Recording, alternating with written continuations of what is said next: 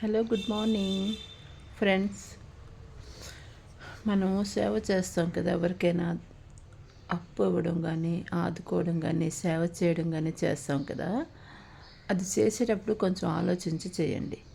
తనకు మాలిన ధర్మం చేయరాదు అంటారు. అంటే మన దగ్గర ఉన్నప్పుడు ఎదుటోళ్ళకి సహాయపడడంలో తప్పేమీ లేదు. కానీ మన దగ్గర లేకుండా మనం ఇంకొకరికి ఆదుకోవడం ఎంతవరకు న్యాయం అన్నది ఆలోచించండి.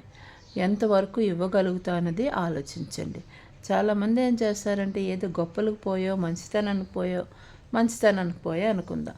మన దగ్గర ఉంది, మన దగ్గర ఉందంటే మనం ఇవ్వచ్చు. ఉన్నోళ్ళు చాలామంది అసలు ఇవ్వరు, సహాయపడరు. కానీ కొంతమంది లేకపోయినప్పటికి కూడా నేను సహాయపడతాను, నేను ఆదుకుంటాను అని చెప్పి మాట ఇచ్చి చాలా మట్టుగా వాళ్ళకి లేకపోయినా వాళ్ళు ఏదో బంగారం తనఖా పెట్టో అప్పు చేసో వీళ్ళకి ఇస్తారు. తనకు మన ధర్మం అంటారు.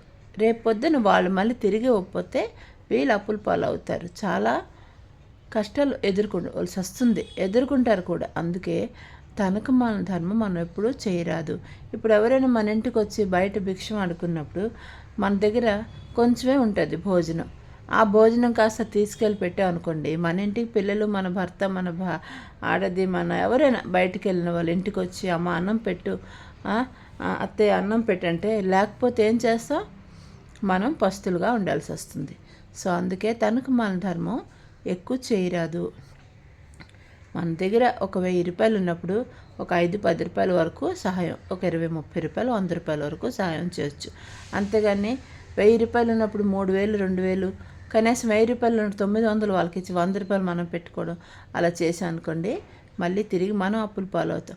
మనం అప్పుల పాలు అయ్యామనుకోండి, అంటే అలా చేసిన వాళ్ళు అప్పుల పాలు అయ్యారనుకోండి, రేపు వెళ్ళి చాపడానికి సిగ్గు కాదు అసలు. ఎదుటోళ్ళు నవ్వుతారు, అవమాన పాలు చేస్తారు. వీళ్ళు అడుక్కోవడం ఏంటి, వీళ్ళకి దగ్గర డబ్బు లేకపోవడం ఏంటి అని చెప్పి ఎవ్వరూ సహాయపడరు.